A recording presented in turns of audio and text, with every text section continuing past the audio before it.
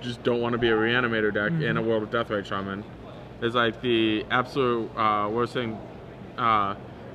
worst way to try and fight it. Like we saw a lands deck, and they were able to fight through a Deathrite Shaman, reasonably well, but just by tying up a bunch of mana and making him exile lands instead of Life from the Loam, things like that. But this is, you need one specific card in your graveyard, and Deathrite Shaman can take it out. Fortunately for Hunter and Sumpter and his Reanimator deck, he will not have to worry about the Deathrite Shaman. Yeah, he has dodge this time around. It's interesting. His deck actually has no answers at all. He's not even trying. Yeah. He just whatever. They're not gonna have it. Right. I'm just gonna turn to him. Yeah. This is. He does have some answers in his sideboard, but yeah, realistically, real loose he is drawing dead to a Deathrite Pithing Shaman. Needle against a Deathrite Shaman is super awkward because it's like they have Abrupt Decay. It's like Yeah, you just know that they're there. They come with Abrupt Decay, so it's a package deal. Well, man. here's one way to beat a Deathrite Shaman. Thoughtseize it. Thoughtseize on turn 1. He's spotting Delver, Stifle, 2 lands, Bolt, Snare. I imagine he takes the Snare here, right? Unless his hand's real slow and then he takes the Delver. Unless it's Snare immune. If he has like Entomb cantrips, he might take the Delver, but he probably has a 2-mana reanimation spell, either Exhume or Animate Dead. So those generally seem the most likely. Yeah, if you have just Reanimate, I think you could take the Delver there, buy yourself some time. But Alex playing a turn 1 Delver. And he drew another Stifle, which is not especially useful. Once the Reanimator deck has 2 lands down, it doesn't really need all that many more. So. Okay, that's a Careful Study from Hunter. And Careful Studies are actually pretty potent. It is 8 giant creatures to discard, so now he gets his choice when he entombs. Elish Norn, first giant creature. And Iona, second giant creature. So we've got some choices. So, Careful Study better than Ancestral Recall right there. Oh, but he did not find a land. That's gonna hurt, like, especially if the land he finds is a fetch. It'll be a fetch land. Yeah. It's not gonna be a land. So he's right now peeling for 2 swamps, 2 islands, and Urborg, and that's basically it. He's got 3 more Underground Underground Seas. Sorry. So yeah, he's got about 8 draws that are live in this position. Barring him, Force of Willing a Stifle or something crazy like that. Yeah. That's a tough spot to be in. He also could just have a Reanimate. Also, that will let him. But unfortunately for Alex, he actually Wasteland would be lights out. Pretty close to it, yeah. Looks like Alex drew Nimble Mongoose this turn. I mean, and, yeah, definitely want to play it. Definitely want to play it. Pretty sure we're fine trading like There's a Daze. Daze is a reasonable one. Like, this is another card you could stifle effectively. This is Hapless Researcher. Sure. I think I would stifle this if I'm Alex. It's not the best. Not using it on his own turn. Yeah, it's not the best in the world. I was assuming he could use it that turn to dig for a land. I guess if he doesn't do that, then obviously it's you sacrifice, you draw a card, and then so it's a chump blocker and a Careful Study. I would block the Delver in a second. Yeah, I don't know why we're on this Mongoose at all. He's gonna block and then try to sack. So he was trying to save a point of damage while digging for the land, but I think that killing the Delver buys you more turns. Okay, so the Nimble Mongoose should be dead, correct? No, he tried to block and then sacrifice. Oh, you sacrifice at the cost, yes. Sacrifices the cost, so. Yeah, I think it's kind of deceptive, when you think about chump blocking creature and getting that ability, but like, you're just getting a card deeper, right, with the Hapless Researcher, and if you draw more cards over the course of the game by killing a Delver, that's strictly better. So here's a Exhume from Hunter. Okay. Another card you could stifle is Animate Dead. You can stifle Animate Dead, lesser known fact. Yeah. If he has this Exhumed, then that makes more sense with him not wanting to trade with a Delver also, since it would be mostly irrelevant. Yeah. And he's saving the same amount of damage. So I suppose it would also depend on his reanimation spell, which is worth noting. So, Alex has game 1. Dismember plus Lightning Bolt. He's just gonna concede. No, not gonna play those outs. We knew he had the Lightning Bolt, so yeah, he was on a 1-outer for his Dismember. Yeah, Singleton Dismember. Or like 3 burn spells, but that seems unlikely. Yeah. Or maybe like, can a Tarmogoyf ever get big enough in this matchup? It can get big enough to combo live. With the lightning bolt, I mean. Oh, unlikely. It's probably a 4/5. Yep. So naturally, so 2/3.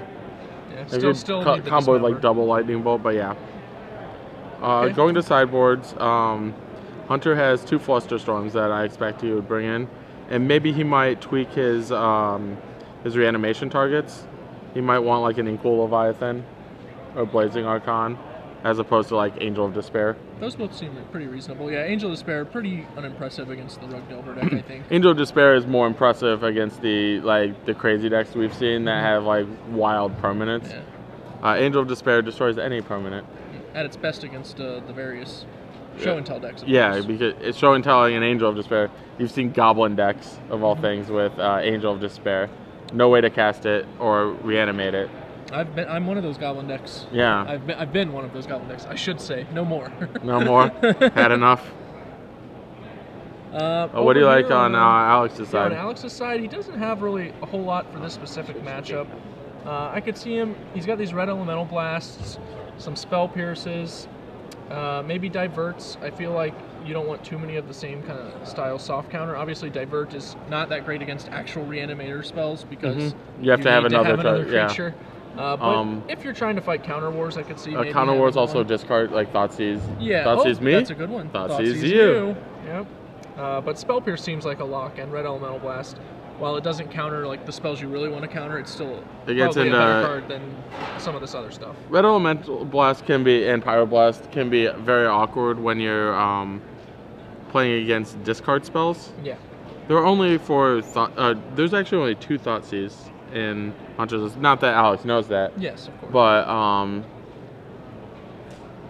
so a lot of times they can just like make you discard your actual spells. And then Hunter can resolve a black reanimation spell while Alex is sitting there with a red elemental blast. It's not doing much. And other thing, like Alex's deck is pretty like solid, like as is. Only the burn spells can really come out. I agree. And you still even then want to keep in some of those in a lot of spots because they just can shave turns off your opponent's block. The Rug Delver deck definitely wants to just get in as much damage as they can, and sometimes you'll just be able to sneak one with a couple of bolts to the face. It's one of the reasons the deck is good. Yeah. So I would probably like 2 divert, 2 spell pierce against, like take out like 2 chain lightning, the dismember, and like 1 of the bolts, something like that. So how do you like this matchup? Which deck do you think has the edge? I think it's not really a matchup thing. It's more of a individual build thing, where if like the Rug deck comes with like surgical extraction, things like that, scavenging ooze I've seen. Sure. Like it's more card based than like style based. Okay, that's reasonable. Like I don't think one deck has a style advantage over the other. Like obviously the Reanimator deck, it's fortunate for the Reanimator deck. It has some matchups where reanimation spell on the correct creature is game over. Where sometimes like Gristlebrand from the Reanimator deck at almost any point in the game is unbeatable. Yeah, I remember when Reanimator really first made its headlines with the Reed Duke versus Matt Costa, that finals at the Open Series. Matt Costa was on Rug Delver, and Reed just very casually just put a Gristlebrand down over and over, and it's like, yep, that's it. Sorry. I'm surprised Hunter hasn't gone to the more popular show and tell semi-transformative sideboard. It'd be very good in this match. Alex clearly doesn't have anything good to cheat into play. Whereas that would allow him to sidestep some of the graveyard hate. Not that Alex has any, but most do it in the deck. Yeah, most decks have something. You can kind of safely assume these days. And I'm actually surprised Hunter's probably avoided Deathray Shamans given his relative lack of care given to. It's interesting actually. One of the coolest sideboards I've seen from the Reanimator decks is actually Milton Figueroa's from the Invitational that Todd Anderson won. I believe, he top 8'd that event, so you can see it there. But he had like a Snapcaster Mage transformation, so he became like this blue-black tempo-y aggro-y deck Did he have in Delvers post-order as well or games. something? Yeah, it was Something to supplement it. Yeah. really pretty odd, but And he could unique take. because he has the like tempo tools in his deck. He has Daze and Brainstorm, Force of Will, Discard. If you want to supplement that with like normal creatures, then go for it. I didn't like the Snapcasters. I actually remember that. I didn't like the Snapcasters suffer some splash damage. I don't know how good the deck actually was, but it was a very cool idea. I hadn't seen anyone else trying anything quite like that. And it looks like Alex has mulliganed a couple of times here on 5.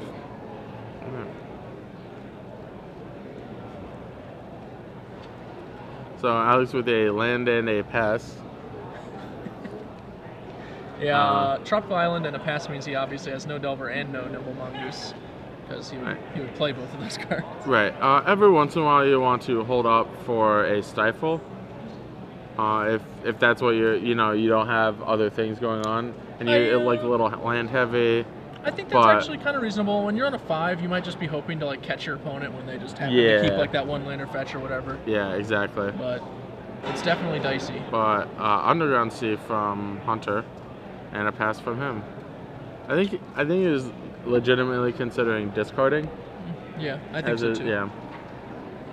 Decided to take the long road. Brainstorm from the dual decks. Is it Golgari? Yeah, I imagine that one's a little tricky to recognize for a lot of people. A far more recognizable Brainstorm. The ones I use, Ice Age Brainstorm. This is actually really good for Alex. He doesn't have a second land, I don't think. Correct. And just getting to replay this Tropical Island untapped means he can keep open Stifle once again, even if he fails to find lands. He can put it back in his deck. Too. Yeah, I imagine that's exactly what he's going to do, and keep one, if not both, of the Scalding Tarns. I would.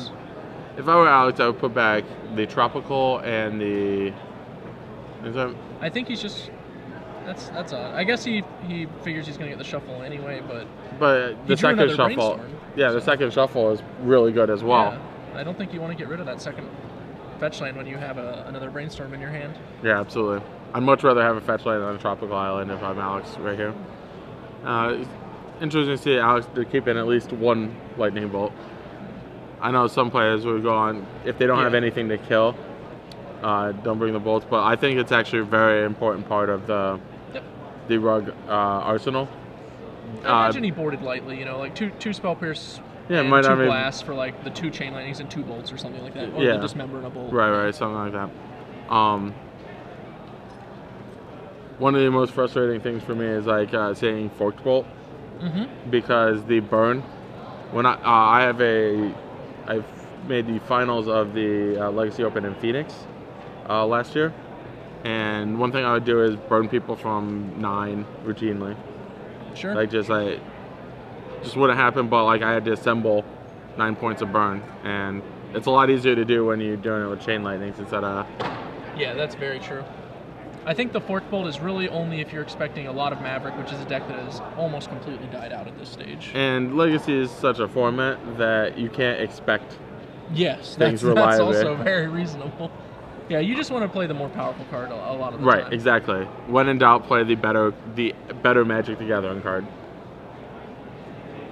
Looks like we got Force of Will on top. Drawing Force of Will, keeping Stifle on top of the deck. So probably a Delver next turn, and it'll flip because the third card down is Stifle. Yep. It's almost like he planned it. I might have been okay with Delver into Force of Will, but Hunter deciding that he's had enough. Yeah. He wants a Sphinx of the Steelwind in his graveyard. Alex is going to play this Delver, and he'll have... Does he have another Stifle? I think he does, yeah. Yes. So he can actually go Force of Will and Stifle against an Animate Dead, which is enough to almost certainly get through.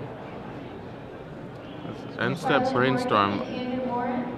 I understand why they wanted to use the cleanup step, but I would have much rather seen him drawn a card than Brainstorm. It's clear that he doesn't have lands. Well, not that clear. He does now. He does have a Polluted Delta. And a Swamp, I believe. It looks like he just doesn't want. Yeah, he doesn't want the Swamp. He just put back both of them, but he's going to draw one for his turn, of course. So he wants all the cards in his hand. Yep. I think he's probably just planning to make a move here and wanted to go ahead and just get everything he could available to him. Yeah. His opponent is a little mana tight, so... I mean, there's like a Gristlebrand in his hand he could have gotten rid of. Oh, really? Wow. Yeah. That feels like what we should probably get rid of when we have Sphinx available already. Right. You're not going to get Gristlebrand, but... I guess we know a lot more about Alex's deck than Hunter does, you know, so he's kind of maybe holding back on how many things he throws away in the bin, or like wants to keep his options open. Like if he loses the Sphinx, he'll need another fatty to bin. He doesn't know that there's no such thing as a surgical extraction in this world. Right. Hunter deciding to not go for it. Yeah, you just ship the turn. Perhaps deciding that he'll just get one more land down, so that way Alex can't have a daze. And after all, he'll get to see Alex's next draw step, since he knows that Alex pondered and Captain played a Delver, so he'll know if there's another counter to play around. So Brainstorm, I believe? Yeah. Yep. From Alex. We don't need 2 Stifles, that's for sure. And so Fetchland, Daze, Delver of Secrets. So you could put back probably Stifle Lightning Bolt. I think Stifle Bolt or even Stifle Daze is Oh, I'd be Bolt Daze. If you want... See, I would keep one of the blue cards to pitch to Force you need a of Will. blue card. I think you want to keep blue card for Stifle. Yeah. So basically, Alex can choose between Daze or Stifle and use the other one. Yeah. If he's only going to pass with 1 mana up, then I suppose that makes the this is an the Urborg. Daze the choice. Yeah. Urborg's interesting. It actually doesn't. It means Alex can now pay for Daze without cracking his fetch line, which is slightly relevant. Yeah. So this is gonna get forced. Removing Daze. Likely or Stifle. Stifle. Oh yeah. He has to do the Stifle. Hopefully, yeah. Hopefully, He just gets Hunter. him, and Flusterstorm. That's not gonna do it. That'll counter the Force of Will. Yep. But the Daze can now get the Exhume after this resolves. Right. However, Hunter has a Daze of his own, but that's not enough. Alex still has the fetch land available. Yep. So looks like this Exhume is not going to resolve. This is a big problem with playing Flusterstorm in these types of proactive decks. Yeah. Reanimators, it's really only a Spell Pierce. For instance only. You're not going to take advantage of the Storm. Yeah, I've been much more impressed by it in decks like the Niv Magus deck. Obviously, it's cool. There, yeah. But the High Tide, I think, makes the best use of it as far as combo decks that run the counterspell. Yeah, even then, I don't like Flusterstorm. I like Pact of Negation. Well, I mean, I think you have both. I just think that deck can actually really needs to like very effectively win Force Wars. But the thing is, if you cast a spell, they counter it with something. Sure. If you Flusterstorm that counter, they can just counter your original thing again. That's exactly what happened to Hunter's Exhume. Yeah. Whereas if you use it proactively, like say I would like it better than Alex's deck when you want to just actually counter like a Brainstorm or something like that. Well, the Flusterstorm is going to get it because like too many Storm copies. Yeah. Like Flusterstorm is effectively uncounterable. I think like what I'm saying is in the High Tide deck, I think it's just like a better Spell Pierce because your opponents will often be passing with a lot of mana up. So like a Spell Pierce isn't actually that intimidating. Right. Flusterstorm can commonly be for like 3 to 5, and then they just can't pay it at that stage. So Alex takes down game 2 with his double Delvers. A swift swing after mulliganing 5. That's the power of Legacy Standout Delver of Secrets. I'm glad we don't have a card that powerful in Standard. Well, we have Delver of Secrets in Standard. I mean, once again, like everybody was calling for Delver of Secrets to be banned last year, and it's a product of its environment. That's exactly. All it is. Most cards are. Yeah, that's very true. There's no such thing as a vacuum.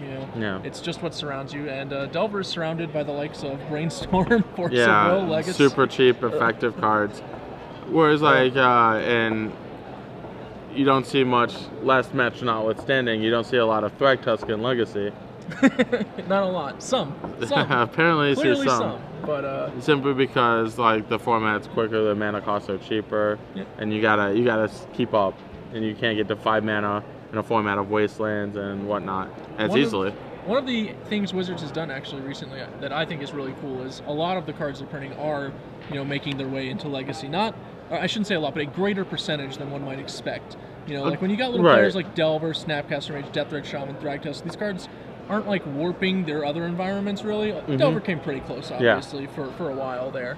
But they're still strong enough, and specifically like they're angled in such a way that they can actually get into these other formats. Right. They interact with a like very low mana threshold or whatever. Not super powerful. Yep. But powerful for their mana cost, which is exactly what you want in a legacy card. Deathred Shaman, obviously, just the best example of that in recent memory, considering it's making it on all 3 tiers at this point. Yeah. Right? Oh. I mean, and the other thing is a lot of these cards are creatures. Creatures are just simply more powerful.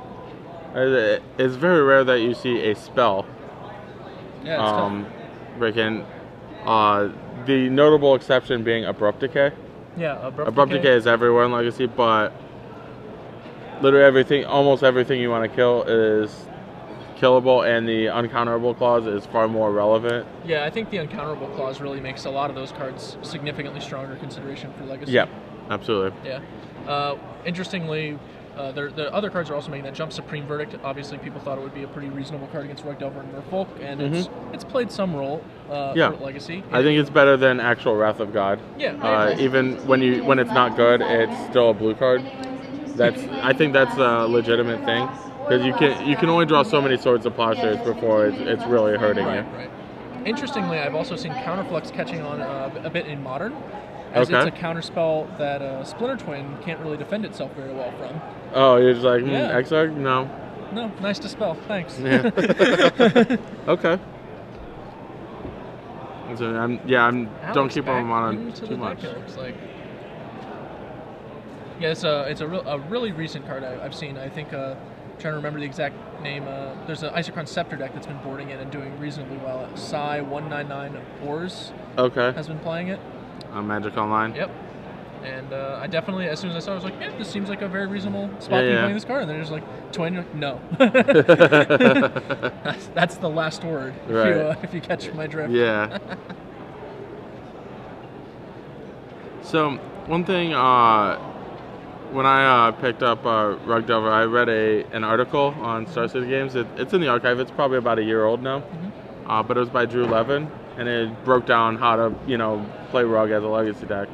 And I found a lot of things, and one of the things I really took from the article, never mulligan with Rogue.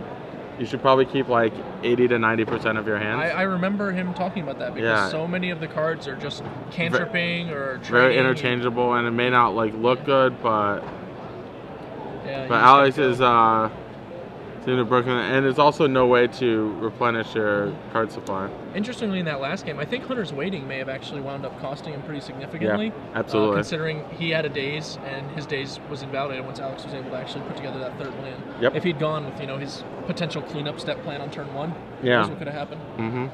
Yeah, he didn't go for an Exhume until Alex had the setup. Yep. That's another thing for fighting against Rogue. A lot of times, just go for it. That can often be a positive play. The age-old battle between wizards on this board. 1/1 wizards, blue 1/1s for 1 mana. One delves for secrets, the other researches in a hapless fashion. Are there secrets? Nope. Well, there are secrets. They have to reveal the card. Sure. Well, he hasn't found a juicy one. I guess. It's such a poor flavor, I think.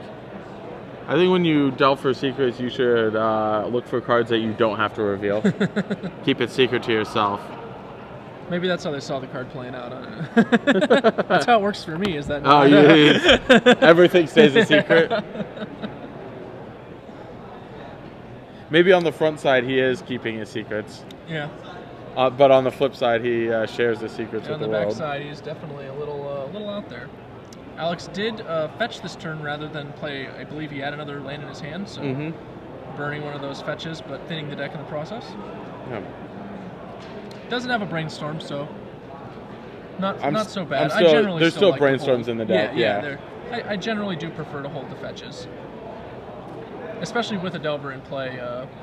Perhaps on the next turn, I might want to just play a fetch pass, see the top card. Oh no. Yeah, you can use it to scry one. But The first appearance of our Tarmogoyf die. First appearance on the day? On the day. Wow, on the day. The first Tarmogoyf. Hunter brainstorms in the end step. Yeah, another thing for you guys too is this is the classic AJ Soccer would not be happy with you brainstorm. Yeah, I don't generally, obviously, like the end step brainstorm, we've talked about it.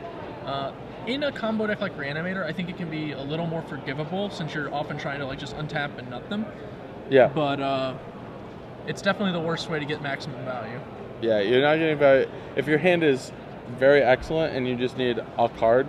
Yeah, something to push it over the top, or yeah. if you think you're going to win on the very next turn and you just want to get the full lockdown. Mm-hmm.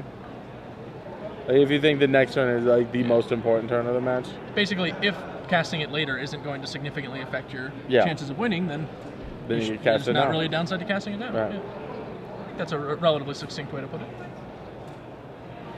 Or moving the Tarmogoyf to the side after it gets updated, I guess.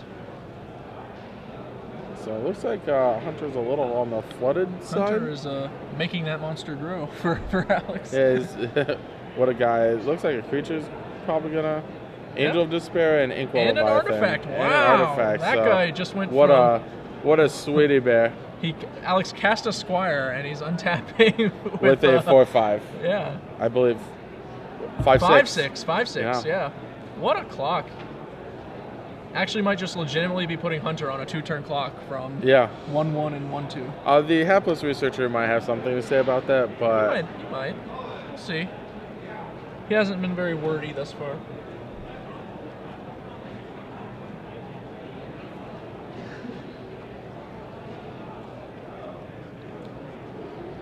One thing I've not been a big fan of in Hunter's particular list is his lack of Thoughtseize. He has 2 of them, but I think it's one of the best cards and one of the biggest appeals to play Reanimator over a deck like Dredge. Yep, I agree. One of the nice things about Reanimator is it's a combo deck that can play Hand Disruption and Force of Will. Yeah, and it all and just it works. still and can still play combo because its combo is so compact. Like with Brainstorm and Careful Study, you can filter through when each of those cards is not that great as well. Right. Big deal.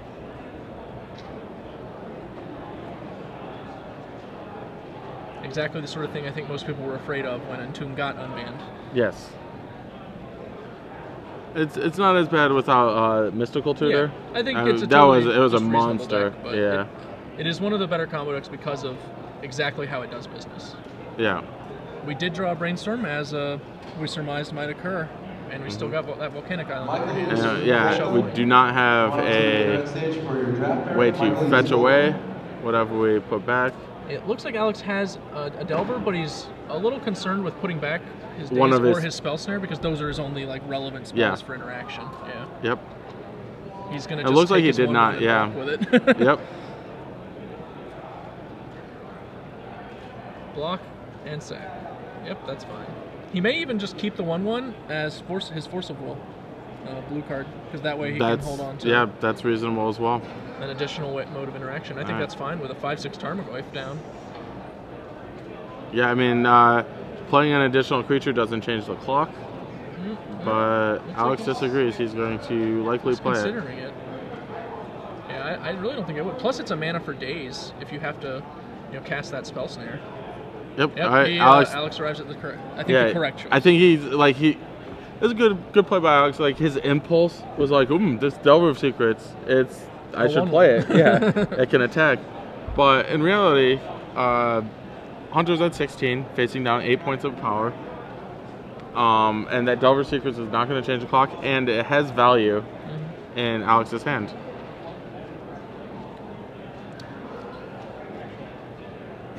We're going to go ahead and just swing in here. Alright, so the life total is a little off. He's at 15, falling to 7, but the number of turns does not significantly change. And he does go ahead and cast the second Tarmogoyf, which I think is fine. You kind of lose a little bit of your ability to play around days, but... And so... I wonder if we can get this Gristlebrand into play. Doesn't look like he... Yeah. We'll be able to. Because he's gonna have to fight through a spell snare and a. Yeah, he only has 3 spells, and Alex has several counters there. So I think Hunter had the counter backup. He had a force and a daze. Yep. But he did not have the reanimation spell. Which is definitely